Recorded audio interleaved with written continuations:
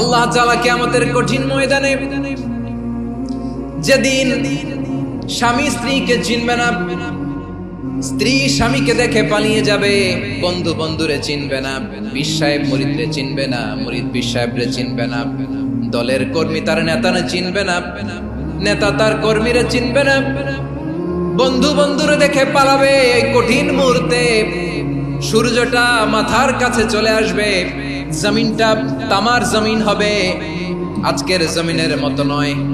মানুষ ঘর্মাক্ত, ক্লান্ত, শ্রান্ত মাথার মগজগুলো কানের ছিদ্র আর নাকের ছিদ্র দিয়ে বেয়ে বেয়ে পড়বে। বিশ্বনবী ফরমান, কিয়ামতের ওই কঠিন ময়দানে 7 শ্রেণীর ব্যক্তিকে রব্বুল আলামিন তার আরশের নিচে ছায়া দিবেন। তার মধ্যে প্রথম শ্রেণীর ব্যক্তি হলো ইমামুন আদিল, যে ইনসাফের সাথে বিচার করে, যে জাস্টিস সমাজে সার্ভ করে, যে সুশাসন নিশ্চিত করে, ওই ইমামুন আদিল। আদিল শব্দটা বুঝছেন না? ইন্নাল্লাহা ইয়া'মুরু বিল আদল, পাইছেন? আদিল।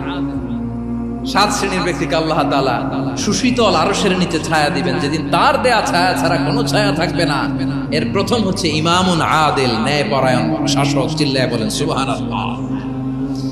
আবার বিশ্বনবী বললেন, ইন্নাল মুকসিতিনা ইনদাল্লাহি আলা মানাবিরা মিন নূর আন ইয়ামিনির রহমান। কিয়ামতের দিন যারা ন্যায়পরায়ণ হিসেবে আল্লাহর সামনে দাঁড়াবে, কিয়ামতের দিন রব্বুল আলামিন তার আরশের ডান দিকে ওই ন্যায়পরায়ণ লোকদের জন্য আরশের ডান দিকে একটা নূরের মিম্বারে তাদেরকে বসার সুযোগ করে দিবে। আল্লাহর আরশের ডান দিকে ন্যায়পরায়ণ লোকদের জন্য আল্লাহ তাআলা নূরের মিম্বার বানাবে। 4টে কেন কথা মনে করেছেন? আল আদাল, জাস্টিস। ইন্নাল্লাহা ইয়া'মুরু বিল আদল। আল্লাহ তাআলা এই আদালতের নির্দেশনা দেন, সুবিচার, সুশাসন। প্রিয় ভাইয়েরা, এটা আমরা বাংলাদেশে চাই কি চাই না? এই যে অরাজকতা, এই যে অন্যায়, এই যে জুলুম, এই যে ইনকনসিস্টেন্সি সমাজের অসঙ্গতির প্রধান কারণ জাস্টিস নাই, সুবিচার নাই, সুশাসন নাই। শেষবারের মতো আওয়াজ করে বলেন তো, আমরা বাংলাদেশে আদল চাই কি চাই না? তাহলে প্রথম নির্দেশনা শেষ। আল্লাহ তাআলা তোমাদেরকে আদলের আদেশ দেন। এরপরে আল্লাহ বললেন, আমি তোমাদেরকে ইহসানের আদেশ দেই। ইন্নাল্লাহা ইয়া'মুরু বিল আদলি ওয়াল ইহসান। আমি তোমাদেরকে যেমনি আদলের নির্দেশনা দেই, তেমনি ভাবে তোমাদেরকে ইহসানের নির্দেশনা দেই। ইহসান, আওয়াজ করে সবাই বলেন তো ইহসান। ইহসান মানে কারো প্রতি সফট হার্টেড হওয়া, মহানুভব হওয়া, অনুগ্রহ পরায়ণ হওয়া, অনুগ্রহশীল হওয়া, একে অপরের প্রতি দয়াদ্র হওয়া। একে অপরের প্রতি দয়াদ্র, অনুগ্রহশীল হওয়া ছাড়া মানবিক সমাজ কশিনকালেও গঠন করা সম্ভব না। প্রিয় ভাইরা, সুন্দর আচরণ দিয়ে, ইহসান দিয়ে যা জয় করা যায়, নরম আচরণ দিয়ে যেটা অর্জন করা যায়, কঠোরতা দিয়ে সেটা পারা যায় না। বিষ্ণু ঈসা ইসলাম ইহসান দিয়ে, কোমল আচরণ দিয়ে, তার অনুগ্রহ দিয়ে তিনি অনেক কাফিরের হৃদয়কে জয় করে ফেলেছেন। সাইয়েদনা সুমামা ইবনে উসাল রাদিয়াল্লাহু তাআলা আনহুর কথা মনে পড়ে যায়। তিনি ছিলেন ইয়ামামার বাদশা। মদিনাতে বিশ্বনবীকে হত্যা করার নিয়তে এসেছিলেন। গোপনে গোপনে বিশ্বনবীকে হত্যা করে আবার ইয়ামামাতে তিনি ফিরে যাবেন। কিন্তু কি অবাক করা কাণ্ড, হত্যা করতে পারে নাই, সাহাবাদের হাতে তিনি ধরা পড়ে গেলেন। সাইয়েদনা সুমামা ইবনে উসাল রাদিয়াল্লাহু তাআলা আনহু হত্যার নিয়তে আসলেন, কিন্তু হত্যা করতে পারলেন না। সাহাবারা ওনাকে ধরে ফেললেন, ধরে মসজিদে নববীর পিলারের মধ্যে বেঁধে রাখলেন। সুমামা ইবনে উসাল, সিরাত থেকে শোনাচ্ছি, রাদিয়াল্লাহু তাআলা আনহু ইয়ামামার অধিপতি ছিলেন। বিশ্বনবীকে হত্যার জন্য আসছেন, ধরা পড়ে গেছেন, এখন মসজিদে নববীতে বেঁধে রাখছে, তার মানে বন্দী। এখন স্ট্যাটাস কি?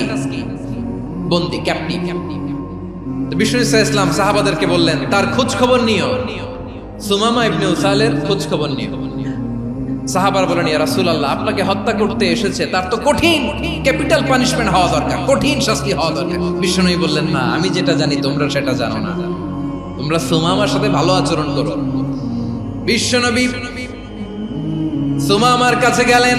প্রথম দিন যে তিনি কালেমার দাওয়াত দিলেন, ইমানের দাওয়াত দিলেন, ইসলামের দাওয়াত দিলেন, রিসালাতের দাওয়াত দিলেন, আখিরাতের দাওয়াত দিলেন। পরের দিন যে বিশ্বনবী সালাতের দাওয়াত দিলেন, যাকাতের দাওয়াত দিলেন, ইসলাম কি, কিভাবে, কেমন করে পালন করতে হয় চমৎকার আর্টিকুলেট করতে শুরু করলেন। তন্ময় হয়ে সুমামা ইবনে উসাল রাদিয়াল্লাহু তাআলা আনহু বিশ্বনবীর কথাগুলো শুনতে আরম্ভ করলো। একদিন নয়, 2 দিন নয়, টানা 3 দিন বিশ্বনবী সুমামার কাছে ইসলামকে প্রেজেন্ট করেছেন, উপস্থাপন করেছেন। আওয়াজ করে বলেন, কয় দিন? 3 দিন। 3 দিন মসজিদে নববীতে বাধা। আর সাহাবীদেরকে বললেন, তার খোঁজ খবর নিও, তোমরা যে রুটি বানাও এর মধ্যে সবচেয়ে ভালো আটার রুটিটা তারে দিও, সবচেয়ে রিফাইন্ড খেজুর, যেটা পিওর খেজুর, এটা তারে দিও।